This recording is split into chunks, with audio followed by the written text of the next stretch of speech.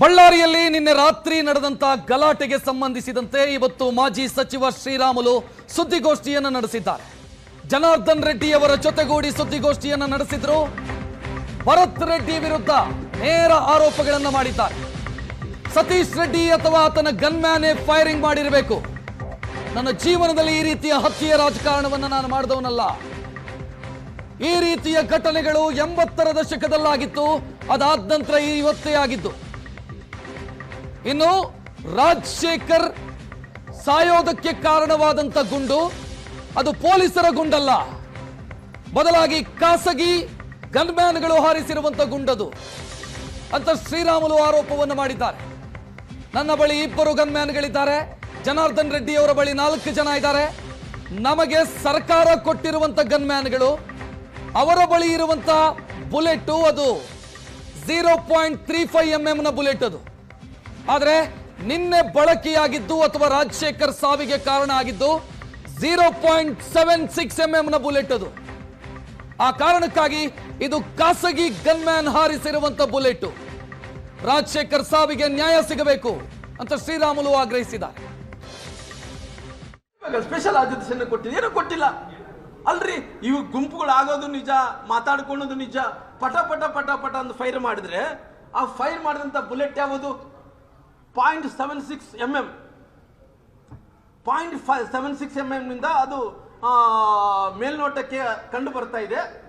ಆ 0.76 mm ಏನು bullet ಏನಿದನೋ ಅದರಿಂದ ಫೈರ್ ಆಗಿರೋಕನ್ನ ಮೇಲ್ನೋಟಕ್ಕೆ ಬರ್ತಾ ಇದೆ.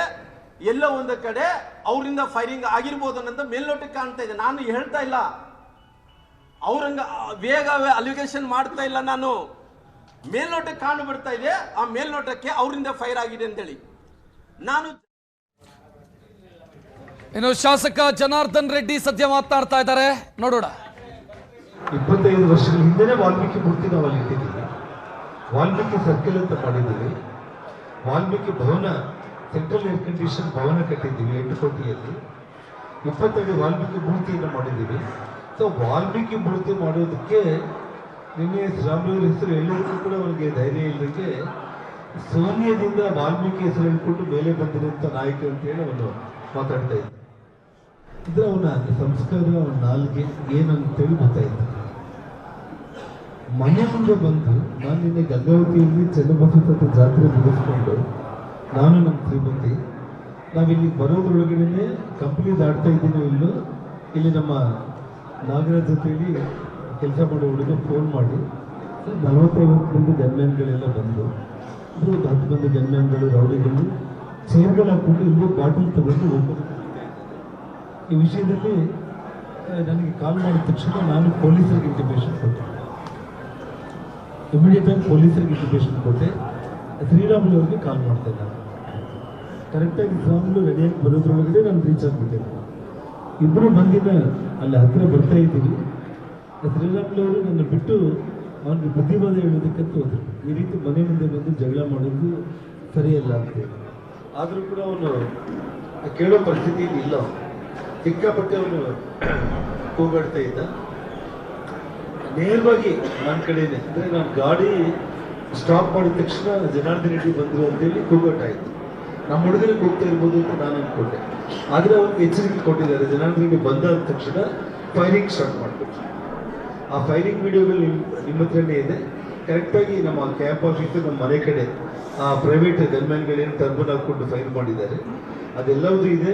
ನನ್ನ ಜೊತೆಯಲ್ಲಿ ಕೂಡ ಬುಲೆಟ್ನ ನಿನ್ನೆ ನಿಮಗೆ ಮೀಡಿಯಾದಲ್ಲಿ ತೋರಿಸಿದ್ದೀನಿ.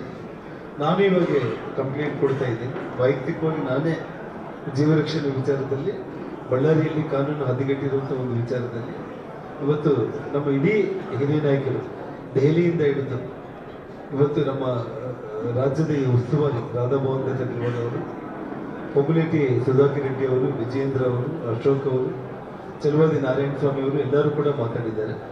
ಮತ್ತು ಎಲ್ಲರೂ ಕೂಡ ಮಾಧ್ಯಮಗೋಷ್ಠಿ ಮಾಡಿ ನನ್ನ ಮತ್ತು ಶ್ರೀರಾಮುಲು ಅವರನ್ನು ಇವತ್ತು ಸಿಟ್ಟಿಂಗ್ ಹೈಕೋರ್ಟ್ ಜಡ್ಜ್ ಮೂಲಕ ಅಥವಾ CBI ಎಂಕ್ವೈರಿನ ಮಾಡೋದಕ್ಕೆ ಇವತ್ತು ಒತ್ತಾಯ ಮಾಡೋದು ಮಾತ್ರ ಅಲ್ಲ, ಇದನ್ನು ಭಾಳ ಪಕ್ಷ ಗಂಭೀರವಾಗಿ ತಗೊಂಡು ಇದನ್ನು ಮುಂದೆ ಆ ಮಟ್ಟಕ್ಕೆ ಎಂಕ್ವೈರಿ ಆಗಿ ಸತ್ಯಾಂಶಗಳು ಇಡೀ ಜಗತ್ತಿಗೆ ತಿಳಿಯುವವರೆಗೂ ಕೂಡ ಇವತ್ತು ನಮ್ಮ ಹೋರಾಟ ಅನ್ನೋದಂತೂ ಯಾವುದೇ ಕಾರಣಕ್ಕೂ ಕೂಡ ನಿಲ್ಲಲ್ಲ. ನಿನ್ನೆ ಇನ್ನೂ ಒಂದು ಮುಖ್ಯವಾಗಿ ಹೇಳ್ಬೇಕು ಅಂತಂದ್ರೆ ನನಗೆ ಯಾಕಂದ್ರೆ ವಾಯ್ಸ್ ಎಲ್ಲ ಇದಾಗಿರೋದು.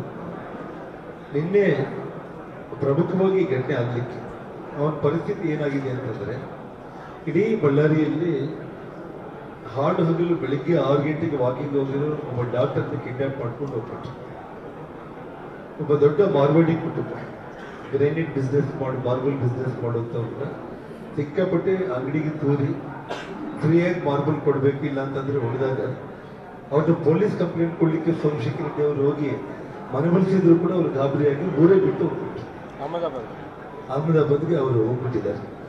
ಜೊತೆಗೆ ಇಡೀ ಬಳ್ಳಾರಿ ನಗರದಲ್ಲಿ ಎಲ್ಲ ವಾರ್ಡ್ಗಳಲ್ಲಿ ಮಡ್ಕ ಬೀಟರ್ಸ್ ಅಂದ್ರೆ 2 ಗುಂಪುಗಳನ್ನ ಬರೆಯೋದಕ್ಕೆ ಕೊಟ್ಟಿದ್ದಾರೆ. ಮೊನ್ನೆ ಶ್ರೀರಾಮ್ಲು ಅವರು ಪ್ರೆಸ್ ಮೀಟ್ ಅಲ್ಲಿ ಹೇಳಿದಾಗ ಹಿಂದೆ ಮುಂಬೈಯಿಂದ ಯಾವುದೋ ನಂಬರ್ ಬರ್ತಾ ಇತ್ತು ಅಂತ ಹೇಳಿ, ಇವತ್ತು ಇವನು ಎಮ್ಮೆಲ್ಲೆ ಇವನೇ ನಡೆಸ್ತಾ ಇದ್ದಾನೆ ಮಡ್ಕ, ಇವನೇ ಗ್ರೂಪ್ಗಳನ್ನ ತಯಾರು ಮಾಡಿದ್ದಾನೆ. ಪ್ರತಿ ವಾರ್ಡಲ್ಲಿ 2 ಮಡ್ಕ ಗುಂಪುಗಳು, ಗಾಂಜಾಗಳು. ನನಗೆ ನಿನ್ನೆ ಹೆಣ್ಮಕ್ಳು ಬಂದಿದ್ರು, ಹೇಳ್ತಾ ಇದ್ರು ದೇವಿನಗರ ಬಕ್ಕನಗುಡ್ಡ ಭಾಗದಲ್ಲಿ ಬೆಳಿಗ್ಗೆ 9 ಗಂಟೆಗೆ ಒಂದು ಸ್ಪಾಟ್ ಇದೆ, ಕರೆಕ್ಟಾಗಿ ಅಲ್ಲಿ ಗಾಂಜಾ ಮಾಡ್ತಾ ಇದ್ದಾರೆ. ಈ ರೀತಿ ಇಡೀ ಬಳ್ಳಾರಿಯಲ್ಲಿ ಒಂದು 10 ಕಡೆ ಬೆಳಿಗ್ಗೆ ಯಂಗ್ಸ್ಟರ್ಸ್ ಹೋಗ್ಬಿಟ್ಟು ಗಾಂಜಾ ತಗೊಳ್ಳುವಂಥ ಕೆಲಸ ಆಗ್ತಾ ಇದೆ ಅಂತ ಹೇಳಿ ಹೇಳ್ತಾ ಇದ್ದಾರೆ. ನೋಡಿ, ನಾನು ಮತ್ತು ಶ್ರೀರಾಮುಲು ನಮ್ಮ ಸಹೋದರರು ನಾವು ರಾಜಕೀಯ ಮಾಡಿರುವಂಥದ್ದು ಯಾವತ್ತು ಅಭಿವೃದ್ಧಿ ಪರವಾಗಿ. ಬಳ್ಳಾರಿ ಅನ್ನೋದು ಬೆಂಗಳೂರಿನಂತ ಒಂದು 2ನೇ ಮಹಾನಗರವಾಗಿ ಅಭಿವೃದ್ಧಿ ಆಗಬೇಕು ಅನ್ನೋಂಥ ಕಲ್ಪನೆ ಇಟ್ಕೊಂಡು ಅಧಿಕಾರ ಬಂದ ತಕ್ಷಣ ನನ್ನ ಮೊದಲನೇ ಪ್ರೆಸ್ಬೇಕು ಇಲ್ಲಿ ನಮ್ಮ ಆ ಟೈಮ್ನಲ್ಲಿ ಉದಯ್ ಟಿವಿ ಗೌಡ, ನಮ್ಮ ಮಸೂದನ್ ಅವರು, ಏನೋ ಭಾಳ ಮಂದಿ ಹಿರಿಯರು, ಮಲ್ಲಿಕಾರ್ಜುನ ಆಗಿರ್ಬೋದು, ಎಲ್ಲರೂ ಕೂಡ ನಿಮಗೆ ಗೊತ್ತಿರಬೇಕು. ನಾನು ಮೊದಲು ಹೇಳಿದೆ, ನನ್ನ ರಾಜಕೀಯ ಶತ್ರುಗಳನ್ನ ರಾಜಕೀಯದಲ್ಲಿ ನಾನು ಹೋರಾಟ ಮಾಡಿ ನಾವೆಲ್ಲರೂ ಗೆದ್ದಿದ್ದೀವಿ ಆಗಲಿ, ನಮ್ಮಿಂದ ಯಾರಿಗೂ ಕೂಡ ಏನೂ ತೊಂದರೆ ಆಗಲಿಕ್ಕಿಲ್ಲ. ಊರ ಅಭಿವೃದ್ಧಿ ಆಗಬೇಕು. ನಿಮ್ಮ ಲ್ಯಾಂಡ್ಗಳು ಆಸ್ತಿಗಳು ಅಭಿವೃದ್ಧಿ ಮಾಡ್ಕೊಳ್ಳೋದಿದ್ರೆ ನಾವೇ ಮುಂದೆ ನಿಂತು ನಿಮಗೆ ಕೆಲಸ ಮಾಡಿಕೊಡ್ತೀವಿ. ಊರು ಶಾಂತಿಯಿಂದ ಇದ್ರೇನೆ ಊರು ದೊಡ್ಡದಾಗುತ್ತೆ, ಮಹಾನಗರ ಆಗುತ್ತೆ. ಗಲಾಟೆಗಳಿಂದ ಯಾರು ಕೂಡ ನಮ್ಮ ಊರಿಗೆ ಉದ್ಧಾರ ಆಗೋದಕ್ಕೆ ಸಾಧ್ಯ ಇಲ್ಲ ಅಂತೇಳಿ 2008 ಪ್ರೆಸ್ ಮೀಟಲ್ಲಿ ನಾನು ಹೇಳಿದಂಥವ್ರು. ಯಾವುದೇ ನಮ್ಮ ಕಾಲದಲ್ಲಿ ಇದೇ ಭರತ್ ರೆಡ್ಡಿ ಅವ್ರ ತಂದೆ, ಅವ್ರ ಚಿಕ್ಕಪ್ಪಂದರು ಇವತ್ತು ಅವ್ರೇನು ಲೇಔಟ್ಗಳು ಮಾಡ್ಕೊಂಡು ಇವತ್ತು ಅಭಿವೃದ್ಧಿ ಆಗ್ತಾ ಇದ್ದಾರೆ. ಅವತ್ತು ನಾವು ಕರುಣೆ ತೋರಿಸಲಿಲ್ಲ ಅಂತಂದ್ರೆ ಇದೇ ರೀತಿ ದಬ್ಬಾಳಿಕೆಗಳು ಮಾಡಬೇಕು ಅಂತಂದ್ರೆ ಇವತ್ತೊಂದು ಬುಡ ಆಫೀಸ್ಗೆ ಹೋದ್ರೆ ಒಂದು ಲೇಔಟ್ ಅಪ್ರೂವಲ್ ಆಗಬೇಕು ಅಂದರೆ 1 ಎಕರೆಗೆ 20 ಲಕ್ಷ ಖರ್ಚಾಗ್ತದೆ.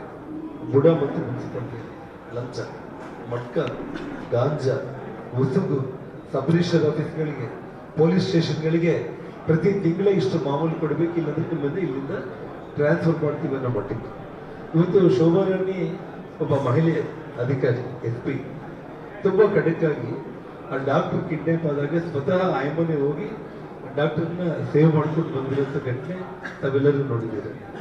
ಅವ್ರಿಗೆ ಆಗ್ತಾ ಇಲ್ಲ, ಯಾಕಂದ್ರೆ ಕಾನೂನು ಪ್ರಕಾರ ನಾವು ಕೆಲಸ ಮಾಡ್ಲಿಕ್ಕೆ ಆಗದೇ ಇರುವಂಥ ಈ ಊರಲ್ಲಿ ಸರ್ಕಾರ ಅವ್ರಿಗೆ ಸಂಪೂರ್ಣವಾಗಿ ಸಪೋರ್ಟ್ ಇರೋ ಟೈಮ್ನಲ್ಲಿ ನಾವು ಇಲ್ಲಿ ಕೆಲಸ ಮಾಡ್ಲಿಕ್ಕೆ ಆಗ್ತಾ ಇಲ್ಲ ಅಂತ ಹೇಳ್ಬಿಟ್ಟು ವಾಲಂಟಿಯರ್ ನಾನು ಬಳ್ಳಾರಿ ಬಿಟ್ಟು ಹೋಗ್ಬೇಕಂತ ಹೋಗಿದ್ದಾರೆ.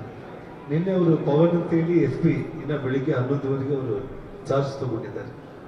ಇನ್ನು ಅಷ್ಟು ಇಷ್ಟು ತಾವು ಹೇಳಿದಂಗೆ ಪತ್ರಕರ್ತರು, ಪೊಲೀಸರು ಮನೆ ಮುಂದೆ ಬಂದು ನಾನು ಕಂಪ್ನಿಯಿಂದಾನೇ ಫೋನ್ ಮಾಡಿ ಈ ರೀತಿ ಮನೆ ಹತ್ರ ಬಂದು ಗಲಾಟೆ ಮಾಡ್ತಾ ಇದ್ದಾರೆ ಅಂದಿದ್ದಕ್ಕೆ ತಕ್ಷಣ ಪೊಲೀಸರು ಬಂದಿದ್ದಕ್ಕೆ ಅಟ್ಲೀಸ್ಟ್ ಮನೆ ಹತ್ರ ಒಂದು ಸೇಫ್ ಇದೆ ಅನ್ನೋದಾಯ್ತು. ಇಲ್ಲ ಅಂತಂದ್ರೆ ಅವ್ರು ಏನ್ ಮಾಡಿದ್ದಾರೆ, ಮಧ್ಯಾಹ್ನ 2 ಗಂಟೆಗೆ ಇಲ್ಲಿ ಬ್ಯಾನರ್ ತೆಗಿಲಿಕ್ಕೆ ಬ್ರೂಸ್ಪೇಟ್ ಪೊಲೀಸ್ ಅವ್ರು ಬಂದು ಮನೆ ಹತ್ರ ಗಲಾಟೆ ಮಾಡಬೇಡಿ ಅಂತ ಬ್ಯಾನರ್ ಹಾಕೋದು ಬೇಡ ಅಂತ ಹೇಳಿ 2 ಗಂಟೆಗೆ ಅವರೆಲ್ಲರನ್ನ ಕಳಿಸ್ಬಿಟ್ರು. ಆದರೆ ರಾತ್ರಿ 7 ಗಂಟೆಗೆ ಅವ್ರು ಮತ್ತೆ ಪ್ಲಾನ್ ಮಾಡಿಕೊಂಡು 5 ಅವರ್ಸ್ ಒಳಗಡೆ ಎಲ್ಲ ಮನೆಗಳ ಮೇಲೆ ಕಲ್ಲುಗಳು, ಬೀರ್ ಬಾಟಲ್ಗಳು, ಪೆಟ್ರೋಲ್ ತುಂಬಿ ಎಲ್ಲ ರೆಡಿ ಮಾಡಿಕೊಂಡು ಕರೆಕ್ಟಾಗಿ ಮನೆ ಹತ್ರ ನನ್ನ ಪ್ರೋಗ್ರಾಮ್ ಕೂಡ ಅವ್ರು ತಿಳ್ಕೊಂಡಿರ್ಬೋದು. ಗಂಗಾವತಿಯಿಂದ ನಾನು ಬರ್ತಾ ಇರುವಂಥದ್ದು ಇರ್ಬೋದು. ಯಾಕೆಂದರೆ ನಾನು ದಿನ ಬೆಳಿಗ್ಗೆ ಅಂದರೆ 6 ಗಂಟೆಗೆಲ್ಲ ಮನೆ ಬಿಟ್ಟು ಗಂಗಾವತಿಗೆ ಹೋಗ್ತೀನಿ, ರಾತ್ರಿ ಮತ್ತೆ ವಾಪಸ್ ಮನೆಗೆ ಬರ್ತಾ ಇರ್ತೀನಿ ನಾನು. ಆ ಸಮಯದಲ್ಲಿ ಹೆಜ್ಜೆ ಹೆಜ್ಜೆಗೂ ಕೂಡ ಪ್ರತಿ ಹಳ್ಳಿಯಲ್ಲೂ ಕೂಡ ಅವನಿಗೆ ಪ್ರೋಗ್ರಾಮ್ ಗೊತ್ತಿರಬೇಕಂತ ನನಗೆ ಅನಿಸುತ್ತೆ. ಸಾವಿರಾರು ಮಂದಿನ ಸೇರಿಸಿ ರೆಡಿ ಮಾಡ್ಕೊಂಡಿದ್ದಾನೆ. ಶ್ರೀರಾಮ್ಲು ಅವ್ರಿಗೂ ಗೊತ್ತಿಲ್ಲ, ಏನೋ ಮನೆ ಹತ್ರ ಬಂದು ಗಲಾಟೆ ಮಾಡ್ತಾ ಇದ್ರು, ಹೋಗಿ ಅವ್ರನ್ನ ಎಬ್ಸಿ ಕಳಿಸೋಣ ಅಂತ ಹೇಳಿ ಬಂದಿರುವಂಥದ್ದು. ಹಾಗಾಗಿ ಇವತ್ತು ಜನಾರ್ದನ್ ರೆಡ್ಡಿ ಅವ್ರ ಮನೆ ಮೇಲೆ ಹೋಗಿ ಅವ್ರನ್ನೇ ಹೆದರಿಸಿ ಮನೆ ತೂರಿ ಮನೆ ಗಲಾಟೆ ಮಾಡಿ ಆಫೀಸೆಲ್ಲ ಬಡಿದು ಅವ್ರ ಮನೆ ತೋರಿದೀವಿ ಅಂತಂದ್ರೆ ಇಡೀ ಬಳ್ಳಾರಿ ನಗರ ಎಲ್ಲ ವ್ಯಾಪಾರಸ್ಥರಿಂದ ಹಿಡಿದು ಎಲ್ಲರೂ ಭಯಭ್ರಾಂತರಾಗ್ಬಿಟ್ಟು ನಮ್ಮ ಹಿಡಿತಕ್ಕೆ ಬರಲಿ. ಇದಿರೋದು 2 ವರ್ಷ. 2 ವರ್ಷದಲ್ಲಿ ನಾನು ಅಡ್ಡದಿಡ್ಡಿಯಾಗಿ ದುಡಿಬೇಕು. ಗಾಬರಿ ಮಾಡಬೇಕು ಅನ್ನೋಂಥ ಒಂದು ಕೆಟ್ಟ ಯೋಚನೆಯಿಂದ ಒಂದು ಮತ್ತೆ ಜನಪ್ರೀತಿ ಕಳ್ಕೊತಾ ಇದೆ ಇಡೀ ಜಿಲ್ಲೆಯಲ್ಲಿ ಕಾಂಗ್ರೆಸ್ ಪಕ್ಷ, ವಿಶೇಷವಾಗಿ ಇವನು ಭರತ್ ಅವನೇನು ಜನಪ್ರೀತಿ ಕಳ್ಕೊತಾ ಇದ್ದಾನೆ. ಬರೋ ದಿನಗಳಲ್ಲಿ ಬಿಜೆಪಿ ಬರೋದು ಗ್ಯಾರಂಟಿ. ಇಷ್ಟೊಳಗಡೆ ನಾನು ಏನಾದರೂ ಅಡ್ಡದಿಡ್ಡಿಯಾಗಿ ದುಡ್ಡು ತಿಳ್ಕೊಳ್ಳೋಣ ಅನ್ನೋಂಥ ಲೆಕ್ಕದಲ್ಲಿ ಸಣ್ಣ ಸಣ್ಣ ವಿಚಾರಗಳನ್ನು ಒಂದು ಬ್ಯಾನರ್ ವಿಚಾರವನ್ನು ನೆಪವಾಗಿ ಇಟ್ಕೊಂಡು ಸಾವಿರಾರು ಮಂದಿನ ಕರ್ಕೊಂಡು ಬಂದು ಫೈರಿಂಗ್ ಮಾಡಿ ಎಷ್ಟು ದೊಡ್ಡ ಮಟ್ಟದಲ್ಲಿ ಮಾಡಿರೋದು ಅಂತೇಳಿ ನಾನು ನಿಮ್ಗೆ ಹೇಳ್ಬಲ್ಲೆ. ಒಂದು ಅಪ್ಡೇಟ್ ಇದೆ ರೀ, ಎಸ್ ಪಿ ಅವರು ಇಲ್ಲಿ ಈಗ ತಾನೇ ಅವರು ಹೇಳಿಕೆಯನ್ನು ಕೊಟ್ಟಿದ್ದಾರ, ಖಾಸಗಿ ಗನ್ಮೆನ್ಗಿಂತಲೇ ಫೈರಿಂಗ್ ಆಗಿದೆ ಅಂತ ಹೇಳಿಕೆಯನ್ನು ಕೊಟ್ಟಿದ್ದಾರೆ ಎಸ್ ಪಿ ಸಾಹೇಬ್.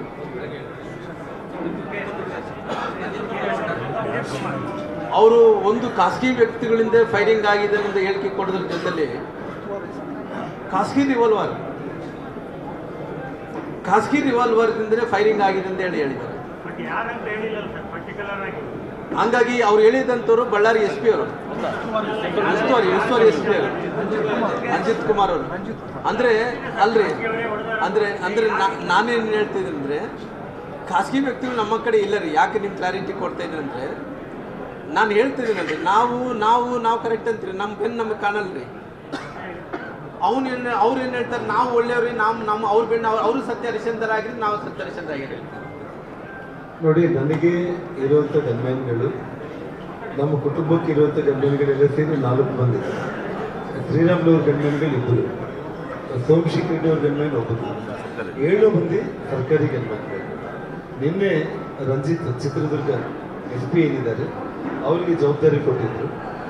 7 ಮಂದಿ ಗನ್ಮ್ಯಾನ್ಗಳನ್ನ ಕರೆಸಿ ನಾನು ಅವ್ರಿಗೇನು ರೆಕಾರ್ಡ್ ಇರುತ್ತೆ, ಎಷ್ಟು ಬುಲೆಟ್ಗಳು ಕೊಟ್ಟಿದ್ದಾರೆ, ಅವರೆಲ್ಲ ಗನ್ಗಳನ್ನು ಸೀಸ್ ಮಾಡಿ ಆ ಬುಲೆಟ್ಗಳನ್ನ ತಗೊಂಡಿದ್ದಾರೆ, ಲೆಕ್ಕಾಚಾರ ಮಾಡ್ಕೊಂಡಿದ್ದಾರೆ.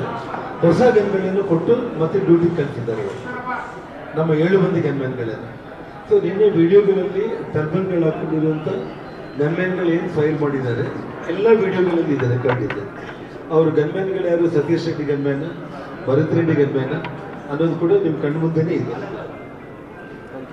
ಥ್ಯಾಂಕ್ ಯು ಸರ್, ಎಲ್ಲರಿಗೂ ಧನ್ಯವಾದಗಳು. Thank you.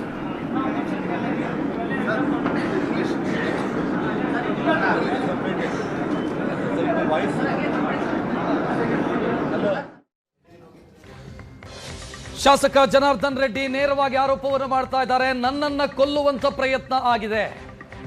ನಾನು ನನ್ನ ಕ್ಷೇತ್ರದಿಂದ ಬಳ್ಳಾರಿಗೆ ಯಾವಾಗ ವಾಪಸ್ ಬರ್ತೀನಿ ಅನ್ನೋದನ್ನ ಒಬ್ಸರ್ವ್ ಮಾಡಿದ್ದಾರೆ. ಆ ನಂತರ ನನ್ನ ಮನೆಯನ್ನೇ ಗುರಿಯಾಗಿರಿಸಿ ಫೈರಿಂಗ್ ಮಾಡಿದ್ದಾರೆ. ಅಲ್ಲಿ ಆ ಟರ್ಬನ್ ಧರಿಸಿರುವಂತ ಗನ್ಮ್ಯಾನ್ ಯಾರಿದ್ದಾರೆ, ನನ್ನ ಮನೆಯನ್ನ ಗುರಿಯಾಗಿರಿಸಿ ಫೈರಿಂಗ್ ಮಾಡಿರೋದು. ಸೊ ನನ್ನನ್ನ ಕೊಲ್ಲುವಂತ ಉದ್ದೇಶ ಇತ್ತು ಅನ್ನೋದು ಜನಾರ್ದನ್ ರೆಡ್ಡಿ ಅವರು ಮಾಡ್ತಾ ಇರುವಂತ ನೇರ ಆರೋಪ. ಇನ್ನು ಭರತ್ ರೆಡ್ಡಿ ಶಾಸಕರಾದ ನಂತರ ಬಳ್ಳಾರಿಯಾದ್ಯಂತ ಅಕ್ರಮ ಚಟುವಟಿಕೆಗಳು ನಡೀತಾ ಇದೆ, ಮಟ್ಕಾ ನಡೀತಾ ಇದೆ, ಗಾಂಜಾ ಮಾಫಿಯಾ ನಡೀತಾ ಇದೆ. ಇದು ಎಲ್ಲದರಿಂದಲೂ ಕೂಡ ಕಮಿಷನ್ ಪಡಿತಾ ಇದ್ದಾರೆ ಭರತ್ ರೆಡ್ಡಿ. ಇನ್ನು 2 ವರ್ಷ ಇರೋದು, ಎಷ್ಟಾಗುತ್ತೋ ಅಷ್ಟು ದುಡ್ಡು ಮಾಡಿಕೊಳ್ಬೇಕು ಅನ್ನುವಂತ ಹಪಾಹಪಿ ಕಾಣಿಸ್ತಾ ಇದೆ ಭರತ್ ರೆಡ್ಡಿಯಲ್ಲಿ. ಸೊ ಈ ಕಾರಣಕ್ಕಾಗಿ ಸದ್ಯ ಅಲ್ಲಿ ಗಲಾಟೆ ಸೃಷ್ಟಿ ಮಾಡುವಂತ ಪ್ರಯತ್ನಗಳಾಗಿರೋದು ಅಂತ ಜನಾರ್ದನ್ ರೆಡ್ಡಿ ಅವರು ಮಾಡಿರುವಂತಹ ಆರೋಪ. ನೇರ ಆರೋಪವನ್ನು ಮಾಡ್ತಾ ಇದ್ದಾರೆ ಭರತ್ ರೆಡ್ಡಿ ವಿರುದ್ಧ. ಭರತ್ ರೆಡ್ಡಿ ತಂದೆ ನಾರಾಯಣ್ ರೆಡ್ಡಿ ಎಂತ ಕ್ರಿಮಿನಲ್ಲು ಅನ್ನೋದು ಗೊತ್ತಿದೆ, ಅವನ ಮೂರ್ಖತನ ಅವನ ಸಂಸ್ಕೃತಿಯನ್ನ ತೋರಿಸುತ್ತೆ ಅಂತ ಜನಾರ್ದನ್ ರೆಡ್ಡಿ ನಾರಾ ಭರತ್ ರೆಡ್ಡಿ ವಿರುದ್ಧ ವಾಗ್ದಾಳಿ ನಡೆಸಿದ್ದಾರೆ. ಮತ್ತು ಇದೆಲ್ಲದರ ಹಿಂದೆ ಭರತ್ ರೆಡ್ಡಿ ಮತ್ತು ಅವರ ಟೀಮ್ ಇದೆ, ಅವರೇ ಮಾಡಿರೋದು ಇದನ್ನ ಅಂತ ಜನಾರ್ದನ್ ರೆಡ್ಡಿ ಆರೋಪ ಮಾಡಿರೋದು. ಅಂದ್ರೆ ಶಿವನ 3ನೇ ಕಣ್ಣು ತೆಗೆದ್ರೆ ಹೆಂಗೆ ಭಸ್ಮವಾಗಿ ಬಿಡುತ್ತೇನೆ, ನಾನೇನಾದ್ರೂ ತಾಳ್ಮೆ ಕಳ್ಕೊಂಡ್ರೆ ಇಡೀ ಬಳ್ಳಾರಿನೇ ಭಸ್ಮವಾಗಿ ಬಿಡುತ್ತೆ ಅನ್ನೋ ಪದ ಒಂದು ಯೂಸ್ ಮಾಡಿದೆ.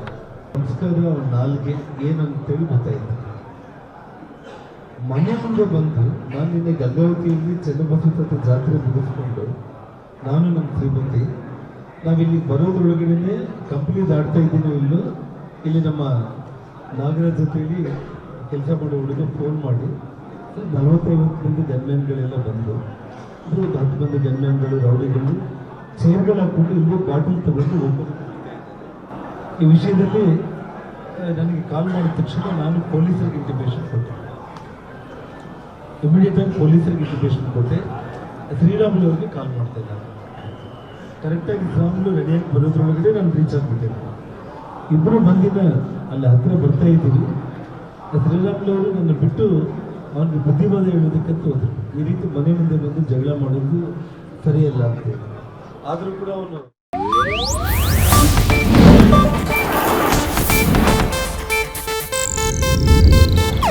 ಇದು ಏಷ್ಯಾನೆಟ್ ನ್ಯೂಸ್ ನೆಟ್ವರ್ಕ್ ಪ್ರಸ್ತುತಿ.